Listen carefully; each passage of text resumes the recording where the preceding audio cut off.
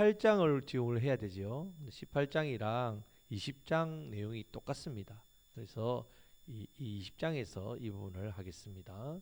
자, 17장부터 성도의 삶에 대한 말씀이었습니다. 자, 레위기가 1장부터 16장까지 교리에 대한 부분이라고 말씀을 드렸습니다. 제사가 있지요. 제사가 있으면 반드시 뭐가 있어야 됩니까? 제사를 수종드는 제사장. 또 제사장이 있으면 당연히 제물이 있어야 됩니다. 그러면 예수님께서 우리의 희생 제물 되셨죠. 그러면 원죄, 원죄 사함받죠. 자범죄 사함받죠. 은밀한 죄, 숨기는 죄, 숨은 죄 다 사함받습니다. 다 용서받습니다. 자, 속죄는 두 가지로 나타내죠. 속죄라는 것은 죄가 어떻게 됐습니까? 없어진다 했습니까? 없어지지 않습니까? 죄는 없어지지 않습니다. 죄는 어떻게 해요? 가려지는 거고 옮겨지는 겁니다. 누구에게로? 예수님에게로. 또 구약시대에는 제물에게로 옮겨지는 거지 내 죄가 없어지는 게 아닙니다. 그리고 시온 보좌 그 회의 언약궤 위에 예수님의 보혈로 이렇게 덮어진다 했죠. 자, 17장 그러면 이런 제사함의 은혜를 받은 사람은 어떻게 살아야 됩니까? 세상 사람과 똑같이 살아야 됩니까? 다르지요. 은혜 입은 자의 성도의 삶의 모습이 17장부터 나옵니다. 무슨 삶의 중심이라 했습니까? 예, 교회. 잘 아시 교회. 하나님 중심, 교회 중심, 예배 중심. 자, 고기를 먹고 싶어요. 고기를 먹고 싶은데 고기를 아무 데나 잡을 수 있다 없다? 없습니다. 반드시 어디에 가서 잡아야 된다고요? 회막 앞에 가서 제사장 앞에서 잡아야 됩니다. 피를 뿌리고 기름은 하나님께 드리고 제사장 목을 주고 고기를 먹겠단 말입니다. 이렇게 하지 않으면 이스라엘 백성들이 아무 데나 가서 고기 먹고 싶다고 잡으면 어떤 일이 안 됐습니까? 왜 하나님께서 우리는 고기 먹고 싶으면 마트 가서 사서 먹잖아요. 이스라엘 백성들도 고기 먹고 싶잖아요. 그러면 고기 먹고 싶을 때마다 회막 성소로 가서 잡아야 된단 말이에요. 왜 하나님께서 이렇게 하셨느냐? 자, 가나안 땅의 문화죠. 가나안 땅의 문화에 동화되지 않게 하기 위해서 애굽 땅에서 뭐 봤다고요? 온갖 잡신들을 섬기는 봤단 말이에요. 거기서 짐승을 잡아서 거기서 우상숭배 베풀린다. 그것 하지 못하게 하기 위해서. 우상숭배하지 못하게 하기 위해서 반드시 짐승의 피, 짐승을 잡을 때 어디서? 예, 회막 앞에서. 하나님 중심, 교회 중심, 말씀 중심, 예배 중심으로 살아라 이 말입니다. 우리의 성도는 먹고 마시든지 무엇을 하든지 어떻게 하라고요? 하나님의 영광을 위해서 하는 겁니다. 우리의 중심은 항상 하나님 중심으로 된다. 자, 이제 18장은 음란하지 말라는 말씀입니다. 음란하지 말라. 성도는 음란하면 안 된다는 말입니다. 이것이 20장에도 똑같은 부분이기 때문에 20장에서 살펴보겠습니다. 자, 오늘은 그 19장을 보는데 자, 크게 세 부분으로 나옵니다. 1절부터 8절까지의 말씀은요. 하나님과의 관계를 다룹니다. 제일 중요하죠. 우리가 하나님 관계. 자, 9절부터 18절은 제사함 받은 성도 그럼 누구와의 관계? 성도 또 이웃과의 관계 어떻게 살아야 되는지가 나옵니다. 그러면 19절부터 이제 마지막 37절까지는 구원받은 성도가 일상생활에서 어떻게 그럼 해야 되는가? 하나님과 관계, 이웃과의 관계를 잘 맺어서 일상생활에서는 어떤 삶을 살아야 되는지가 이제 19절부터 37절까지 쭉 나옵니다. 자, 성도의 사회생활, 이웃과의 관계와 우리가 세상에서 사회생활 하는 거는 끊을 수 없는 거잖아요. 너무 중요한 겁니다. 자, 이 때문에 자, 9절부터 37절은 이웃과의 삶에 대한 이 부분이 나옵니다.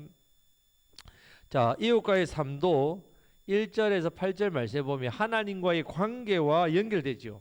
하나님과의 관계가 잘 되어야 사람과의 관계가 잘 됩니다. 자, 19장에서 제사함 받은 성도는 결론적으로 말하면 하나님 사랑, 이웃 사랑. 자, 이것이 바로 제사함 받은 사람의 삶의 모습입니다. 제사함 받은 사람, 은혜 입은 사람 어떻게 살아라고요? 하나님 사랑, 이웃 사랑. 예. 너무나 잘 아는 말씀이죠. 자, 9절부터 37절 이웃과의 삶과 사회생활에서 그런 모습들에 대한 부분. 근데 그 삶의 모습에 본성대로 사는 모습을 말씀합니다. 제 본성. 자, 성도는 제 본성대로 살면 됩니까? 안 됩니까? 안 됩니다. 본성대로 사는 게 아니라 공의로 공의. 하나님 말씀대로 살아라. 이 말씀입니다. 자, 이 말씀은 율법의 조항을 이렇게 열거해 놓은 게 아닙니다. 그냥 율법 조항을 열거해서 지켜라 안 지켜라 이런 뜻이 아니라 결국 핵심은 뭐냐? 제 본성대로 사는 게 아니라 어떻게 살아라고요?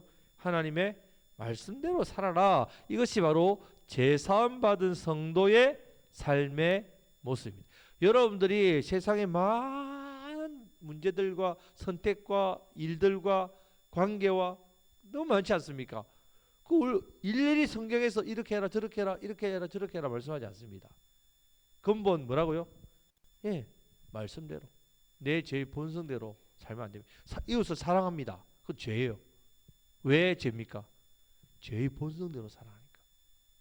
이웃을 사랑할 때도 어떻게 해요? 하나님 말씀대로 사랑해야 된단 말이에요. 자, 중심이 항상 그렇습니다. 자, 먼저 하나님 사랑에 대한 부분을 살펴보겠습니다. 자, 1절 2절 말씀을 다 같이 읽겠습니다. 여호와께서 모세에게 말씀하여 이르시되 너는 이스라엘 자손의 온 회중에게 말하여 이르라. 너희는 거룩하라. 이는 나 여호와 너희 하나님이 거룩함이니라. 아멘. 자, 회중이라는 단어는요. 예배 공동체를 쓸 때만 쓰는 용어입니다. 회중이라 이러면 지금 뭐 하고 있단 말이에요? 이 사람들 다 예배에 모여 있단 말입니다. 성경에서 회중이라는 단어를 쓰면 사람들 이거 아니라 우리가 회중, 예배를 드리는 공동체. 거룩하다라는 뜻은 카도시랬죠. 히브리 말로 이런 정도는 아셔야 됩니다. 카도시 뭡니까? 거룩하다는 뜻이 구별이래. 구별. 예. 구별. 어디와 구별? 세상과 죄와 구별. 죄의 본성과 구별. 레위기 18장 3절 말씀에 보면요. 너희는 너희가 거주하던 애굽 땅의 풍속을 따르지 말며 내가 너희를 인도할 가나안 땅의 풍속과 규례도 행하지 말고 구별돼. 그런 가나안 땅과 애굽 땅의 그런 삶과 구별되라. 자, 이스라엘 백성들이 백성들은 이 애굽에서 나왔잖아요. 그리고 가나안 사람이 있는 곳에 들어간다는 말입니다. 자, 가나안 땅에 가기 전에는 애굽 사람들의 삶을 보았고요. 이제 가나안 땅에 들어가면 어떤 걸 본다고요? 가나안 사람들의 삶을 본단 말입니다. 자, 그런 모습들이 똑같다는 말이에요. 우상, 제약, 세상과 세상 속에 끼어 있다면 그들이 세상과 세상 속에 끼어 있는데 어디에 끼어 있습니까? 지금 광야, 이 광야가 결국 은혜의 자리란 말이에요. 이 세상과 세상 사이에 광야에 왜 두셨습니까? 왜? 광야에는 구별된 장소니까 하나님께서 그들을 훈련시키는 겁니다. 자, 하나님께서는 그들에게 너희가 이때까지 본 것대로 절대로 살면 안 된다. 또 앞으로 들어갈 땅에서 보는 그대로 절대로 살면 안 된다. 어떻게 살아라고요? 거룩하게. 거룩하는 말은 그들과 구별되게. 예. 왜냐하면 하나님께서 거룩하시기 때문입니다. 왜? 하나님의 우리는 자녀죠. 자, 여러분 부모와 자녀는 혈육관계죠. 혈육으로 맺어지죠. 하나님과 우리는 어떻게 맺어졌습니까? 예, 언약. 제일 중요합니다. 언약 빼면 하나님 우리 사이 아무 관계도 아닙니다. 우리가 지금 하나님과 어떤 언약을 맺고 있습니까? 지금 예수님, 예수님 나의 구원자, 예수님 믿음으로 구원받는, 예수님을 요한복음 1장 12절 영접하는 자 곧 그 이름을 믿는 자에게는 하나님의 자녀가 되는 권세를 주셨다. 이 언약 관계입니다. 자, 하나님께서 이 언약을 신실하게 지키셨죠. 큰 민족 가나안 땅 예수 그리스도 언약에 신실하셔서 지금 약속의 땅 가나안 땅을 지금 눈앞에 있다는 말입니다. 가나안 땅에서 뭐 해야 됩니까? 이스라엘 백성들이 하나님을 잘 섬겨 열방에게 복음을 전하며 예수님 오시기를 기다려야 된단 말입니다. 거기서 하나님 백성답게 구별되게 살아야 되는데, 그래서 가나안 땅에 있는 모든 걸 다 어떻게 해요? 멸하라 했단 말입니다. 자, 하나님께서 이 일을 위해서 세상에 많은 민족들이 있지만 누구를 택하셨다고요? 이스라엘. 언약. 택함을 받았기 때문에, 구별되었기 때문에 그들은 세상과 다르게 살아야 된다. 하나님을 닮아야 합니다. 우리가 언약의 관계로 하나님의 자녀가 되었기 때문에. 자, 죄인이 그러면 하나님을 닮아서 거룩하게 되려면 어떻게 되겠습니까? 우리는 죄인이잖아요. 근데 언약 관계로 부름을 받았잖아요. 그럼 어떻게 하면 하나님 닮아가 주셨습니까? 하나님을 닮았기 때문에 여러분들 택한 게 아닙니다. 하나님께서 보실 때에 이 곡성 지역에 나를 좀 많이 닮은 사람만 구원해야지. 그렇게 구원받는 게 아닙니다. 우리는 이미 죄인이 똑같은 죄인인데 택함을 받았으니까 이제 하나님 닮아가야 되잖아요. 그 어떻게 해야 되느냐? 디모데전서 4장 5절 말씀에 보면 하나님의 말씀과 기도로 거룩해집니다. 하나님의 말씀과 기도로 우리는 어떻게 해요? 거룩해집니다. 하나님 닮아간다는 말입니다. 자, 거짓 선지자들, 세상의 종교, 세상에서 말하는 종교나 거짓 선지자들 금욕을 하고 세상을 떠나야만 거룩하게 되고 뭐 성불하고 이렇게 하지만 우리는 아닙니다. 죄인은 스스로 성불할 수 없고 죄인은 스스로 깨끗해질 수 없습니다. 반드시 죄인이 거룩해지려면 어떻게 해요? 예, 말씀과 기도로 거룩해져야 된다. 말씀대로 순종해야 됩니다. 자, 우리가 말씀을 듣고 왜 기도해야 됩니까? 말씀을 듣고 은혜 받았을 때 말씀대로 살아갈 힘이 없기 때문에 예. 그 하나님께 기도해야 된단 말입니다. 말씀을 듣고. 그럼 성령님께서 살아갈 힘을 주시죠. 하나님은 은혜를 주실 때 어떤 통로로? 기도를 통로로 주신다 했죠. 은혜의 방편이 기도입니다. 내가 기도하지 않는다는 말은 하나님 말씀대로 살아갈 마음이 없다는 말입니다. 우리가 왜 기도해야 됩니까? 예, 뭐 이것도 필요하고 저것도 필요하고 은혜도 받아야 되고 가장 중요한 것은 바로 말씀대로 살아갈 힘을 공급받기 위해 기도해야 됩니다. 예, 그렇게 기도해야 된단 말입니다. 자, 디모데후서 3장 16절 17절 말씀해 보면요. 모든 성경은 하나님의 감동으로 된 것으로 교훈과 책망과 바르게 함과 의로 교육하기에 유익하니 이는 하나님의 사람으로 온전하게 하며 모든 선한 일을 행할 능력을 갖추게 하려 함이라 했다면 말씀이 들어가면 사람이 변화되고 성숙해집니다. 말씀이 들어가면 내 안에서 이제 변화가 일어나는데 이 변화가 말씀 순종으로 열매를 맺는데 기도해야 된단 말입니다. 그러면 온전하게 되어서 하나님을 닮아가게 됩니다. 하나님 말씀이 우리를 거룩하게 해줍니다. 말씀 듣고 그 말씀 붙들고 영적 오기를 했죠. 말씀을 기억하고 그 말씀을 붙들고 기도하고 기대하고 기다리면 기적의 주인공이 된댔죠. 자, 하나님 말씀을 먼저 기억해야 된단 말이에요. 그 말씀부터 기도해야 됩니다. 늘 말씀드리지만요. 우리는 말씀대로 살고자 하는 마음이 있습니다. 말씀을 들으면 은혜를 받으니까. 아, 나도 이제 말씀대로 살아야지. 소원이 있단 말이죠. 근데 뭐가 없다고요? 예, 살아갈 힘이 없습니다. 근데 제 본성으로는 말씀 순종 못합니다. 그래서 기도해야 됩니다. 기도해야 성령님 능력을 받아야만 우리 말씀대로 살고 거룩해집니다. 구별된 삶을 삽니다. 자, 레위기 말씀에서도 같은 내용입니다. 같은 내용. 거룩해지려면 삶이 있어야 된다. 이 말씀이고 3절부터 8절의 삶이 있어야만 이웃과의 사랑 관계 9절부터 37절 삶이 가능해진다는 말입니다. 그냥 내가 바로 9절로 나아갈 수 없습니다. 1절에서 8절의 삶이 반드시 되어야만 내가 세상에 나가서 이웃과의 사랑 관계 사회생활 9절에서 37절 말씀이 가능해집니다. 자, 이 부분을 지금 살펴보겠습니다. 자, 3절의 말씀은요. 해야 되는 것이고 4절 말씀은 하면 안 되는 말씀입니다. 자, 3절 말씀을 다 같이 읽겠습니다. 너희 각 사람은 부모를 경외하고 나의 안식일을 지키라. 나는 너희의 하나님 여호와니라. 아멘. 부모를 경외해야 되는가? 왜 부모를 경외하라는 말씀을 하지? 내가 이웃 사랑과 그러면 사람에게 가장 중요한 분이 부모님이니까 부모님을 공경하고 순종해야 다 되나? 이런 뜻으로 생각할 수 있는데, 자, 경외라는 말을 부모를 경외할 이 말을 사실은 쓰지 않습니다. 여기만 나옵니다. 이 부분만 나오는데, 자, 하나님께서 보통은 부모를 어떻게 하라고 합니까? 공경하라라고 합니다. 공경하라는 말이 맞습니다. 공경하라는 말은 카베드란 말인데 무겁게 여기란 말이에요. 부모님 말씀을 무겁게 여기고 부모님을 공경하라. 이렇게 무겁게 하나님께서 나의 부모로 내가 생명의 태어나는 통로로 세웠기 때문에 그것만으로 공경해야 된단 말이에요. 자, 공경할 것이 있어야 부모를 공경하지요. 이러면 절대 안 됩니다. 자, 경외라는 표현은 아주 독특한 표현입니다. 경외라는 말 누구에게만 사용합니까?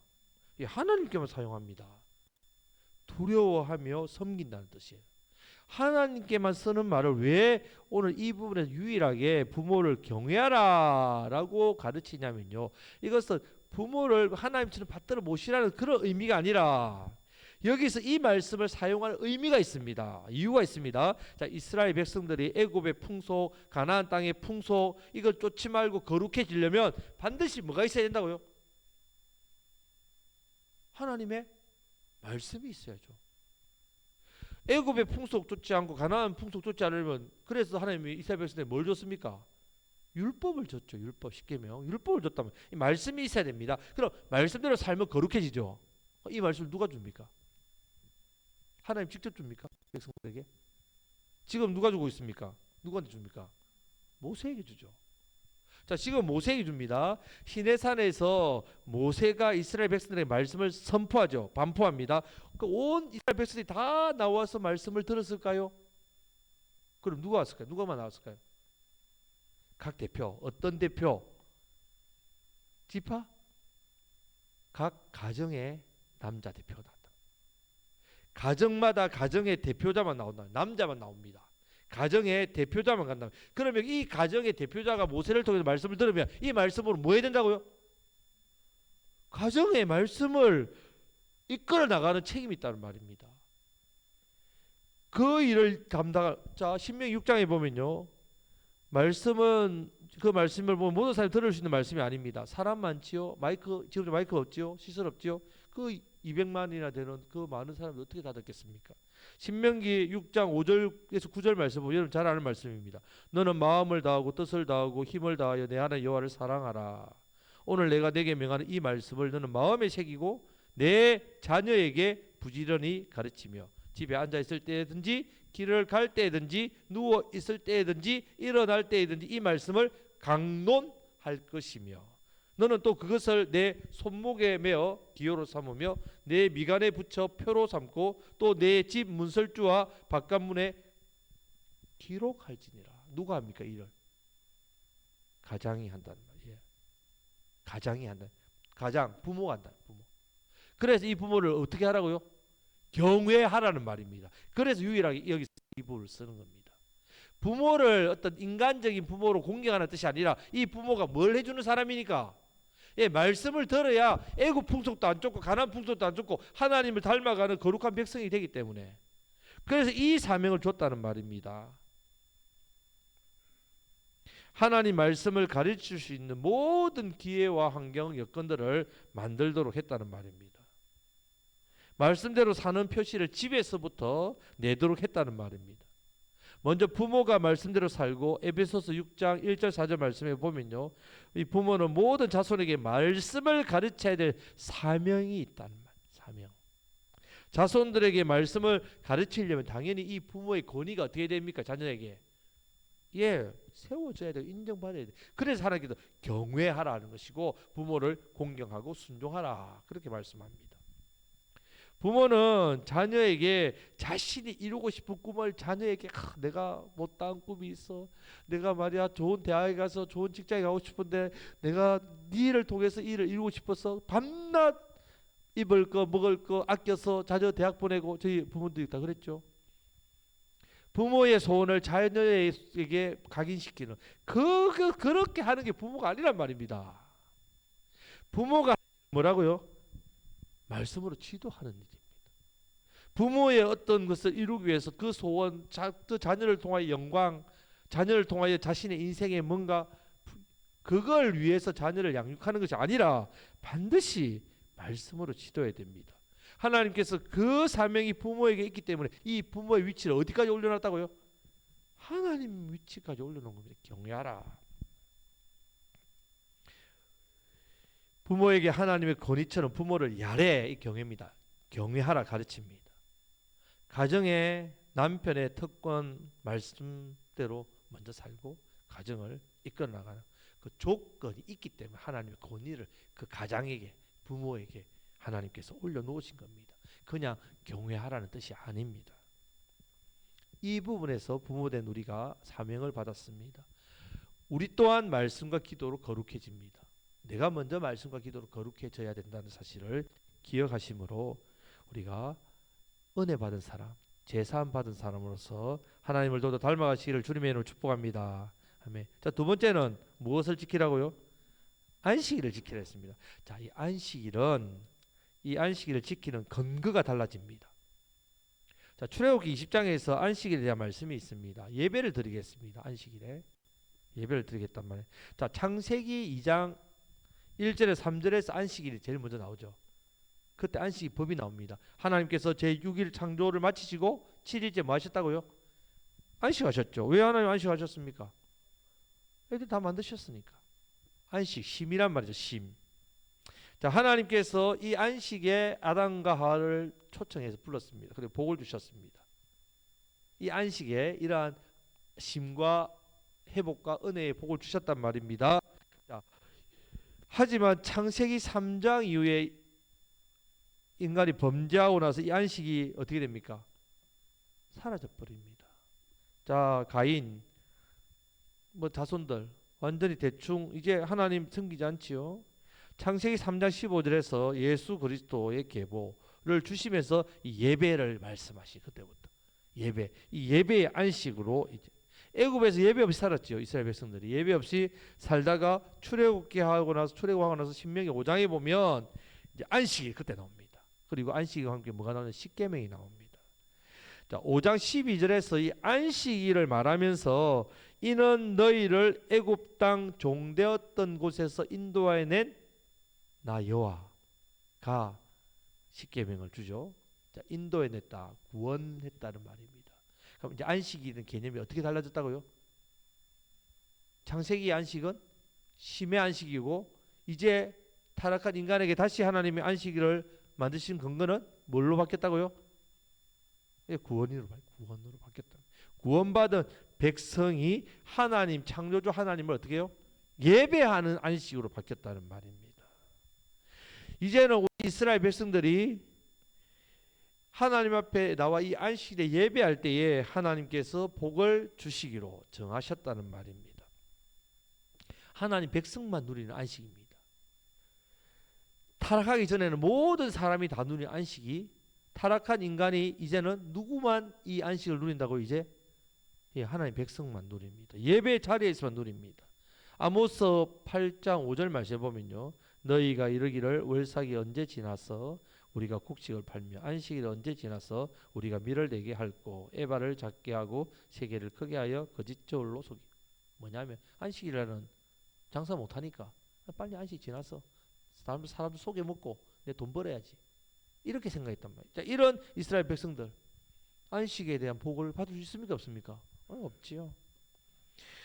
여러분 이스라엘 백성들이 자기가 노력하지 않았는데 가나안 땅에 가서 집을 얻었단 말이죠. 자기가 일구지 않았는데 밭이 생겼죠. 자기가 파지 않았는데 우물이 생겼단 말이에요.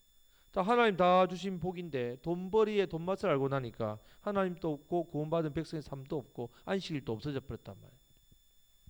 자, 결국 하나님 나라에서 쫓겨납니다. 이것이 구약 전체에 우리에게 보여주는 교훈입니다. 여러분의 안식일은 어떤 의미입니까? 여러분의 주일은 어떤 의미입니까? 나의 안식일은 어떤 의미? 그냥 쉬는 날입니다. 6일 열심히 일했으니까 주일날 교회 가서 내 세상 일 멈추고 좀 하나의 은혜 받고 또 교회에서 또 봉사하고 그런 안식입니까?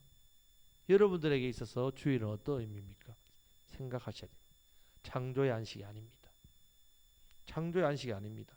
출애굽기와 신명기에 준 안식입니다. 구원받은 성도, 죄인으로서 사함받은 은혜를 기억해서 하나님 앞에 나와 나를 드리는 예배의 안식이란 말이에요. 창조의 안식이 아닙니다. 구원받은 성도가 마땅히 뭐 해야 된다고요? 예배의 자리에 나와요. 그것이 하나님께서 구별하여서 복주식을 하신 날로 바꾸셨다는 말입니다. 성도는 안식일에 하나님 앞에 나오지 않으면 성도가 아니란 말입니다. 왜 주일 성소 매주마다 뭐 그렇게 주일날 예배를 한 번 빠지면 안 되나? 빠지면 안 됩니다. 왜요? 구원받은 백성임을 포기하는 일이기 때문에. 여러분들이 주일날 다른 것 어떤 것보다 중요한 일이 예배보다 더 중요한 일이 있습니까? 만약 있다면 그것은 여러분들이 구원받은 하나님의 백성으로서 그 구원보다 중요한 게 그것이라고 표현하는 것과 똑같다는 말이에요. 우리에게서 주일의 개념은 이제 다릅니다, 여러분. 우리가 지켜야 될 안식은요, 그냥 단순하게 와서 하나님 예배하고 복받고 그런 차원이 아니란 말입니다. 이 안식일은 결국 내가 하나님의 백성이라는 증거입니다. 내가 죄사함 받은 성도라는 고백입니다. 믿음의 고백. 이것이 참된 안식일의 모습입니다. 성도가 애국과 가나안 땅을 본받지 않는 거룩한 삶을 사는 길은요, 하나님 구별하신 이 안식일에 하나님이 나와서 말씀을 청종하고 예배하는 삶, 그 일을 통하여서 하나님을 닮아갑니다. 여러분, 아무나 안식일을 지킬 수 있는 게 아닙니다. 아무나 그냥 안식일에 와서 예배한다고 복을 받는 게 아니란 말입니다. 반드시 제사함 받은 그 구원의 기쁨과 은혜의 감격을 알고 감사하며 나오는 사람만 누리는 참된 안식입니다. 이 안식이 회복되어야 말씀과 기도로 거룩해지고, 참된 안식이 회복되어야 누구를 닮아간다고? 우리가 하나님을 닮아가는, 하나님 백성답게 사는 삶이 됩니다. 자, 이제 4절 말씀부터는 하지 말아야 될 것은 다음에 한번 살펴보겠습니다. 자, 성도가 하나님을 사랑하는 모습, 방법이 나옵니다. 하나님을 닮아감, 하나님을 사랑. 하나님이 거룩하시기 때문에 우리도 거룩합니다. 말씀과 기도로 거룩합니다. 우리가 하나님을 사랑하는 것은 안식일을 하나님 앞에 나오는, 하나님을 사랑하는 모습입니다. 그냥 안식일에 안식하는 게 아니라 제사함 받은 그 놀라운 그 은혜에 감사하여서 하나님 앞에 우리를 드리는, 예배를 드리는, 말씀과 기도, 안식일, 이 세 가지가 바로 하나님을 사랑하는 성도의 삶의 모습입니다. 말씀과 기도와 안식, 주일, 이 세 가지가 여러분들이 하나님을 사랑하는 방법이고 하나님을 사랑하는 성도의 삶의 모습입니다. 성도의 삶을 통해서 많은 영혼을 살리시는, 많은 영혼을 살리시는 저와 여러분들이 되시기를 주님의 이름으로 축복합니다. 아멘. 이 시간 말씀부터 기도하겠습니다.